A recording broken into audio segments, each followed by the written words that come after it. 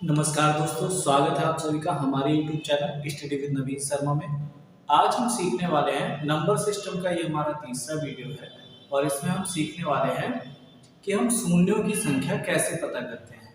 शून्यों की संख्या हमसे कोई भी नंबर्स दे रखे होते हैं, जैसे 1 से 50 तक, 1 से 100 तक, और पूछा जाता है कि अंत में, या पूछा जाता है कि दाईं साइड में शून्यों की संख्या क्या होगी, उनका सबका गुणन करने पे लास्ट में अंत में कितने शून्य आएंगे। ये सवाल पूछा जाता है, क्वेश्चन के एग्जाम में पूछा जाता है। तो इस तरह के सवाल हम कैसे करते हैं, इन्हें सॉल्व करने का क्या तरीका है, इसे देखते हैं। तो ये नंबर सिस्टम का ही, क्योंकि ये पार्ट है, तो नंबर सिस्टम का ये हमारा तीसरा वीडियो है और इसमें हम समझेंगे शून्यों की संख्या पता करना। तो आइए शुरू करते हैं। शून्य, पहले तो हम जान लेते हैं शून्य कभी भी कहीं भी शून्य बनता कब है। शून्य बनने के लिए क्या होता है, जब कभी 5 की मल्टीप्लाई मतलब 5 की मल्टीप्लाई 2 से होती है, मतलब 2 से होती है। 5 2 की मल्टीप्लाई से ही हमेशा शून्य बनता है। तो शून्य किसी भी संख्या में तभी बनेगा जब वहां पे 5 और 2 की मल्टीप्लाई होगी, या कहने का मतलब 2 का कोई गुणज हो। ठीक है, 2 का कोई गुणज होता है या 2 होता है, उसकी मल्टीप्लाई जब 5 से हो जाती है तो क्या होता है, शून्य बन जाता है। तो शून्य कितने होंगे ये किस पे डिपेंड करेगा, इसके लिए आपको समझना पड़ेगा कि अगर यहाँ पे 5 गुणा 5 दे रखा हो, ठीक है, 2 5 दे रखे हो और 2 दे रखा हो, ठीक है, और 2 दे रखा हो। अगर ये 1 2 हटा दिया जाए तो ये कितना हो जाएगा, 25 दूनी 50। शून्य लास्ट में कितना आएगा, 1। ऐसे ही अगर ये 5 गुणा 5 दे रखा हो, गुणा 2 और गुणा 2 दे रखा हो, तो 25 दूनी 50 दूनी 100। यहां हम देख सकते हैं कि किसी भी नंबर की मल्टीप्लाई जिसमें 5 की संख्या और 2 की संख्या में से जिसकी संख्या कम होती है, जिसकी संख्या कम होती है, उतने ही शून्य उनकी मल्टीप्लाई से हमें प्राप्त होते हैं। कोई भी नंबर है जिसमें आपसे मल्टीप्लाई करा रहा है, तो उसमें हमें ये देखना पड़ेगा कि 5 कितने हैं और 2 कितने हैं, और उनमें से जिसकी संख्या कम होती है वही हमारा क्या होती है, शून्य की संख्या, वही हमारी अंत में शून्य की संख्या होगी। जैसे कि आप देख पा रहे हैं यहाँ 5 2 है लेकिन 2 1 है, ठीक है, तो यहाँ पे शून्य कितना आया, 2। अगर इसको हमने दोनों को बराबर बराबर कर दिया, कहीं पे अगर 5 और 2 की संख्या बराबर है तो 5 और 2 की संख्या बराबर होने के केस में शून्य उतने होंगे जितने 5 या 2 की संख्या जो भी होगी वो तो बराबर है, तो वो उतने ही शून्य होंगे। यहाँ पे 2 है तो यहाँ पे शून्य की संख्या कितनी होगी, अंत में 2। तो ये शून्य की संख्या हम इस तरह से पता करते हैं, 5 और 2 पे निर्भर करती है शून्य की संख्या। इससे सवाल कैसा आता है, पहले सवाल पढ़ते हैं। पहला सवाल है 1 2 3 4 और डैश डैश, इसको दे रखा है 100 तक को परस्पर गुणा करने पर अंत में शून्यों की संख्या क्या होगी। 1 से लेकर 100 तक की गुणा करने पर अंत में शून्यों की संख्या क्या हो जाएगी, ये बताना है। तो इसके लिए हम क्या करते हैं, सिंपल है। इसके लिए जो रूल है वो ये है कि हम अंतिम पद, हमारा अंतिम पद है 100, हमारा अंतिम पद, और इसको हम 5 से भाग करते हैं। अब कुछ लोगों के दिमाग में आ रहा होगा कि 5 से ही भाग क्यों करते हैं, क्योंकि 1 से लेकर 100 तक की गिनती में 50 ऐसी संख्याएं होंगी जो 2 से या मल्टीप्लाई हो, मतलब 2 का मल्टीपल होंगी या 2 से विभाजित हो सकती हैं। तो उन संख्याओं में 50 संख्याओं में 2 मौजूद रहता है, तो 2 की संख्या तो अधिक हो जाएगी।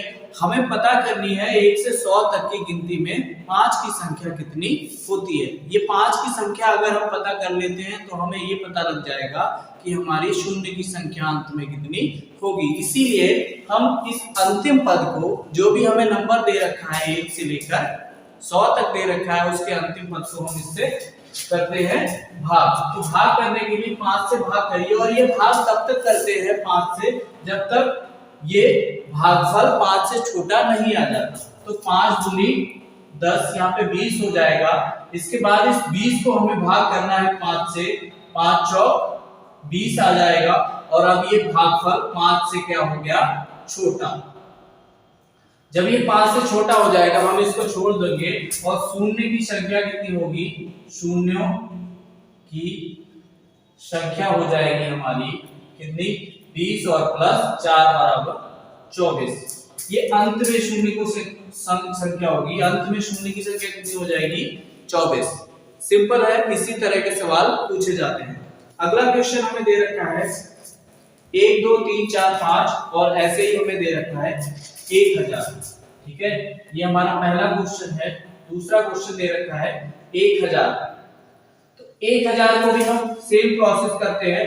1000 में पहले हम 5 से भाग करते हैं। 5 की संख्या कितनी होगी देख लेते हैं। तो 5 दूनी 10, 200 हो जाएगा। और फिर हम इस 200 को भाग करेंगे किससे, 5 से, 5 चौक 20, 40 आ जाएगा। फिर हम इस 40 को भाग करेंगे। 40 को 5 से भाग करो तो कितना आ जाएगा, 8 आ जाएगा। और फिर 8 को हम 5 से भाग करते हैं। ये भागफल जब तक 5 से छोटा नहीं आ जाएगा, 5 एकम 5, और जो शेष बचे उससे हमें मतलब होता नहीं है। तो हमें अब ये सब काउंट कर लेना है। कितना हो जाएगा हमारा, ये हो जाएगा हमारा 200 प्लस 40 प्लस 8 प्लस 1। तो ये कितना हो जाएगा, 249। अंत में शून्य की संख्या, यदि हम 1 से लेकर 1000 तक की संख्याओं को परस्पर गुणा करें तो उसमें अंत में शून्य की संख्या कितनी हो जाएगी, 249। क्वेश्चन हमारा क्या था, 1 2 3 4 से लेकर 1000 को परस्पर गुणा करने पर अंत में शून्यों की संख्या कितनी होगी। इसी तरह से अगला, अब ये तो हो गया हमारा क्वेश्चन इस तरह के। अगर हमें पूछ देता है फैक्टोरियल, पहली बात तो फैक्टोरियल जिसको भी नहीं आता है, लास्ट वीडियो में भी मैंने बताया था कि फैक्टोरियल क्या होता है। लास्ट वीडियो में बताया था फैक्टोरियल क्या होता है। फैक्टोरियल का सीधा सा मतलब ही होता है जब हम 1 गुणा 2 गुणा 3 गुणा 4 गुणा 5 इस तरह से नंबरों की गुणा करते जाते हैं, तो जहां तक हम जाते हैं वो हम उसको फैक्टोरियल 5 बोल देते हैं। यदि हम किसी 1 से लेकर 5 तक की संख्याओं को गुणा करें परस्पर तो उनको हम सीधे फैक्टोरियल 5 बोल देते हैं। यही फैक्टोरियल होता है। तो फैक्टोरियल का निशान हमने बहुत सारे नंबरों को एक साथ गुणा करने की बजाय हम क्या करते हैं, सीधे फैक्टोरियल 5 लिख देते हैं, 1 से 5 तक की गुणा। इसी तरह से कोई भी फैक्टोरियल अगर दे रखा हो आपको तो उसका हम उसमें अंत में शून्यों की संख्या कैसे ज्ञात करते हैं, उसका भी सीधा सा प्रोसेस है कि आपको पूछा है कि 1 से लेकर जितना भी फैक्टोरियल दे रखा है उसमें शून्यों की संख्या क्या होगी, ये पूछा है आपसे। तो ये बताने के लिए आप क्या करते हैं, देख लेते हैं। आपको दे रखा है फैक्टोरियल 187 फैक्टोरियल में ये दे रखा है क्वेश्चन 5 की घात n से पूर्णतः विभाजित है। ये फैक्टोरियल दे रखा है 5 की घात n से पूर्णतः विभाजित है। तो n का मान बताना है। n का मतलब मान बताना है कि इस फैक्टोरियल में 5 की संख्या कितनी है। तो इसको भी हम सेम तरह से सॉल्व करते हैं। इसमें भी हम पहले 5 से इसको भाग करते हैं। 187 को 5 से भाग करेंगे और तब तक करेंगे जब तक भागफल हमारा 5 से छोटा नहीं आ जाएगा। तो करते हैं, 5 या 15 हो जाएगा और यहाँ पे बचेगा 3, 5 सत्ते 35 आ जाएगा, 37 आ गया। और 37 को करेंगे फिर हम 5 से भाग, 5 सत्ते 35 आ जाएगा। और 7 को करेंगे 5 से भाग तो 5 एकम 5 आ जाएगा। और इन सबको हम जोड़ लेते हैं, कितना, 37 प्लस 7 प्लस 1। तो ये कितना आ जाता है हमारा 44 और 1 45। तो फैक्टोरियल 187 में पहली बात शून्यों की संख्या कितनी होगी, 45। और यदि हमसे पूछा गया है कि 5 की घात n से विभाजित है तो 5 की संख्या कितनी होगी। तो यहाँ पे हम कंपेयर कर लेते हैं, यहाँ कितनी आई है 5 की पावर 45 बराबर 5 की पावर n, तो n बराबर सीधे 45 आ जाएगा। मतलब इस फैक्टोरियल में 5 की संख्या कितनी है 45। 5 के कितने गुणनखंड हैं 5 गुणा 5, इस तरह से 45। ठीक है, अगला क्वेश्चन दे रखा है हमें फैक्टोरियल 129 में शून्यों की संख्या क्या होगी। फैक्टोरियल 129 देख लेंगे हम 129 फैक्टोरियल दे रखा है, हमें शून्यों की संख्या पूछिए, तो शून्यों की संख्या पता करने के लिए सीधे से हम इसको 129 को भाग देंगे 5 से, और 5 दूनी 10 आ जाएगा, और पचम 25, फिर 25 को पचम 25, और फिर 5 को 5 एकम 5। ये हमें इससे छोटा करना है, ध्यान रखिएगा, ये हमें छोटा करना है 5 से, ये भागफल हमें छोटा करना है। तो ये हम काउंट कर लेते हैं सब, 25 प्लस 5 प्लस 1, तो 25 और 5 30 और 1 31। फैक्टोरियल 129 में अंत में शून्य की संख्या कितनी होगी 31 31। ठीक है, तो इस तरह से आप शून्य की संख्या पता कर लेते हैं। अब थोड़ा सा क्वेश्चन चेंज हो जाता है, यदि आपको केवल सम संख्याएं दे रखी हो, सम संख्याओं का मतलब केवल आपको 2 4 6 8 दे रखा हो, तो उस तरह के सवाल को आप किस तरह से करेंगे। आज हम कंप्लीट शून्यों की संख्या से जितने भी सवाल आ सकते हैं आपको सभी करा देंगे, जितने भी टाइप हो सकते हैं। आपको दे रखा है 2, 4, 6, 8 डैश ये 196 198 और 200 तक, 2 4 6 8 और इस तरह से 200 तक में आपसे परस्पर गुणा करने पर अंत में शून्य की संख्या क्या होगी, ये क्वेश्चन दे रखा है। ये आए हुए क्वेश्चन है, सभी एग्जामों में पूछे गए हैं किसी न किसी, और इस तरह के क्वेश्चन पूछे जाते हैं। तो इसको हम किस तरह से करते हैं, यहाँ पे पदों की संख्या क्या है, क्योंकि हमारे केवल कौन से हैं, यहाँ पे हमारे पद हो गए केवल सम संख्याएं हैं। तो सम संख्याओं में क्या है, अभी हमें आधे पद हो गए हैं, तो इस तरह के सवाल को हल करने के लिए जो आपका अंतिम पद हो, पहले हम उसे 2 से भाग करते हैं, तो पदों की संख्या, कुल पदों की संख्या आ जाती है। कुल पदों की संख्या हमें पता करना है, जो कि यहाँ पे 2 4 8 है। अगर 200 को हम 2 से भाग करेंगे तो हमें मिलेगा 100, जो कि हमारे कुल पदों की संख्या होगी। 2 4 6 8 इस तरह से कुल पदों की संख्या क्या हो जाएगी 100। फिर जो कुल पदों की संख्या है उसको हम सेम तरह से 5 से भाग करते हैं। इस 100 को हम 5 से भाग करेंगे और 5 दूनी 10 20 आ जाएगा, और 20 को इसको फिर से हम 5 से भाग करेंगे तो 5 चौक 20 आ जाएगा।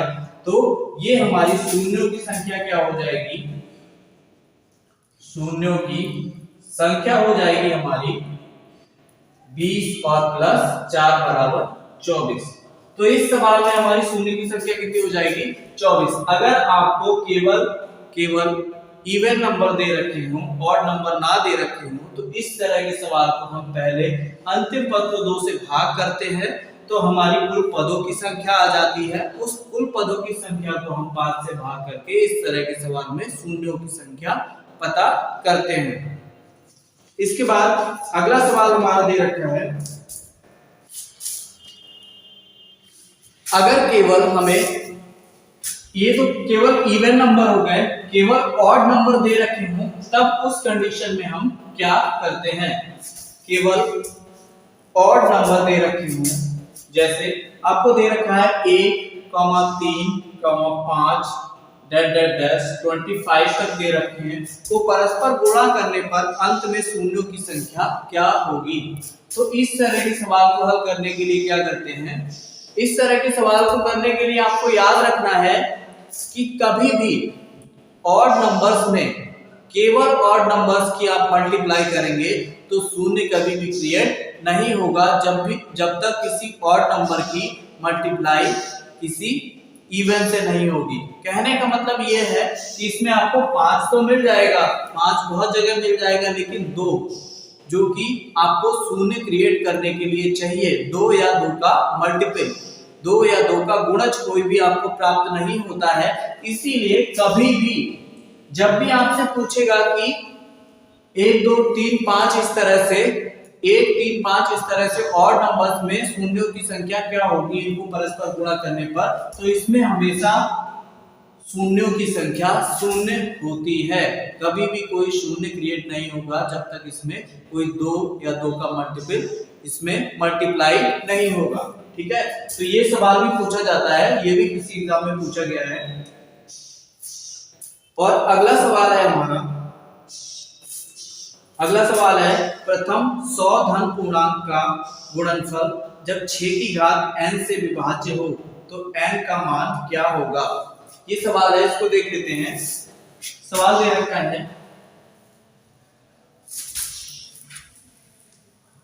अगला सवाल है हमारा प्रथम 100 धन पूर्णांकों को, पूर्णांकों का जो गुणनफल है मतलब 1 से लेकर 100 तक के नंबरों को जब हम गुणा करते हैं 1, 2, 3 100 का गुणनफल, ठीक है 100 का गुणनफल है और वो किससे विभाजित है आपको बता रखा है 6 की पावर n से विभाजित है। तो पहले तो हम ये देख लेते हैं जो 6 होता है हमारा, अगर इसके हम गुणनखंड करें तो 3, 2 हो जाते हैं, 3, 2 हो जाते हैं। मतलब कोई संख्या अगर 6 से विभाज्य है तो वो 2 से भी विभाज्य होगी और 3 से भी विभाज्य होगी। ये हमारा कहता है विभाजकता का नियम। तो हमें पता है 1 से लेकर 100 तक की गिनती में 2 का मल्टीपल कितने होंगे 50। जितने भी हमारी सम संख्याएं होंगी वो सभी 2 की मल्टीपल होती है, तो 2 से वो विभाज्य होंगी, उन सभी में हमें 2 मिल जाएगा। हमें पता करना है केवल 3 की संख्या, और 3 की संख्या पता करने के लिए हम क्या करते हैं, जो हमारा अंतिम पद है उसको किससे भाग करेंगे। जैसे हमने 5 की संख्या उसमें पता की थी, इसमें हम 3 की संख्या पता करते हैं, तो अंतिम पद है हमारा 100, तो हम 100 को भाग करते हैं किससे 3 से। 3 से भाग करेंगे, 3 तिया 9 हो जाएगा और 3 तिया 9 हो जाएगा। उसके बाद हम 33 को भाग करते हैं 3 से। ये सेम प्रोसेस रहेगी, इसमें हम तब तक भाग करेंगे जब तक ये 3 से कम नहीं हो जाएगा। इसका भागफल 3 से कम नहीं हो जाएगा, 3 से करोगे तो 11 आएगा। उसके बाद 11 को फिर से हम करेंगे 3 से भाग और 3 तिया 9 आ जाएगा। और इसके बाद एक बार 3 को और भाग करना है, 3 एकम 3। तो ये सब हम इनको जोड़ लेते हैं, कितना हो जाएगा 33 प्लस 11 प्लस 3 प्लस 1। इनको जोड़ते हैं 33 और 3 36 और 1 37 38 10 48 हो जाएगा। और ये 48 यहाँ पे इसका मतलब हो जाता है कि 6 की पावर n बराबर 6 की पावर 48, इसीलिए n का मान हो जाएगा 48। जितनी हमारी 3 की संख्या आ जाएगी उतना ही हमारा n का मान होगा, क्योंकि हमारे 2 तो कितने होंगे 100 तक 50, हमें केवल 3 पता करने थे और 3 आ गए हमारे 48, तो यहाँ पे संख्या कितनी हो जाएगी 6 की पावर n बराबर 6 की पावर 48। यहाँ पे 6 की संख्या 48 है, इसीलिए 6 की पावर 48 और ये n बराबर सीधे कंपेयर करके आपको 48 मिल जाएगा 48। तो एक तो ये इस तरह का सवाल आता है। अगला जो क्वेश्चन है आपका वो आता है, एक संख्या दे रखी है, यदि n बराबर आपको एक संख्या दे रखी है, ये है 90 गुणा 42 गुणा 324 गुणा 55, ये संख्या दे रखी है और बताया है ये 3 की पावर m से विभाज्य है, तो m का अधिकतम मान ज्ञात कीजिए। ये क्योंकि हमारे जीरो की संख्या ज्ञात करने वाले सवालों की तरह ही होता है, तो उसी लिए हम इसे इसमें डिस्कस कर रहे हैं। तो 3 की पावर m से ये विभाज्य है, इसमें हमें 3 के कितने गुणनखंड हैं ये पता करना है। तो ये पता करने के लिए हम पहले इनके अलग अलग गुणनखंड लिख लेते हैं। 90 के अगर हम गुणनखंड की बात करते हैं तो कितना हो जाएगा 3 गुणा 3, 3 तिया 9, दूनी 18 पंजे 90। ठीक है, 3 दूनी 3 तिया 9 दूनी 18 पंजे 90। ठीक है, उसके बाद आ जाएगा हमारा 42। 42 को करेंगे हम, 42 के हम गुणनखंड कर लेते हैं। अगर हम 42 के गुणनखंड करेंगे तो इस तरह से कर लो, 2 दूनी 4। गुणनखंड करते कैसे हैं ये बता रहे हैं। 2 दूनी 4, 2 एकम 2 और 3 से काटो, 3 सत्ते 21 और 7 एकम 7। तो 42 को अगर लिखोगे तो कितना लिख दोगे, 2 गुणा 3 गुणा 7। इस तरह से लिखोगे। ये हो गए तुम्हारे 42 के गुणनखंड। इसके बाद बात आती है 324 की। तो 324 की गुणनखंड करोगे तो 3 से कर लो, 3 एकम 3 और 3 अट्ठे 24, क्योंकि दो संख्या एक साथ बता रहे, जीरो लगाओगे। उसके बाद क्या करोगे, फिर से करो, किससे होगा, 2 से कर लो, 2 पंजे 10 और 2 चौकू 8। 3 से कर लो, 3 एकम 3, 3 अट्ठे 24। उसके बाद 3 छक 18, 3 दूनी 6 और 2 एकम 2।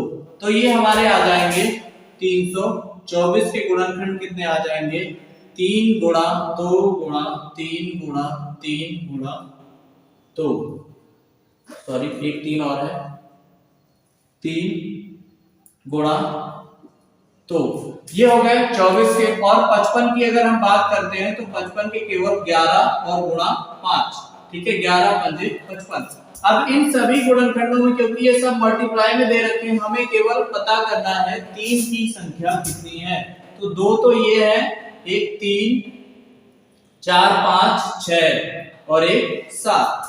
तो 3 की पावर 7 बराबर 3 की पावर m, इसलिए m बराबर 7। ठीक है, यहाँ पे m का मान कितना हो जाएगा, 7। यहाँ हमें इनके गुणनखंड करके इस तरह के सवाल में हमें क्या पता करना होता है कि 3 की संख्या क्या है, या जिससे भी विभाज्य हमें दे रखा है उसमें हमें वो संख्या पता करनी होती है जो कम होगी। तो 3 ही दे रखा है, तो इस तरह से हम इन सवालों को करते हैं। आई होप आपको ये वीडियो पसंद आएगा, और इसी तरह के वीडियोस के लिए सब्सक्राइब करें हमारा यूट्यूब चैनल स्टडी विद नवीन शर्मा, और बेल आइकन को प्रेस कर दें, जिससे आगे आने वाले वीडियोस की नोटिफिकेशन आपको आसानी से मिलते रहें। धन्यवाद।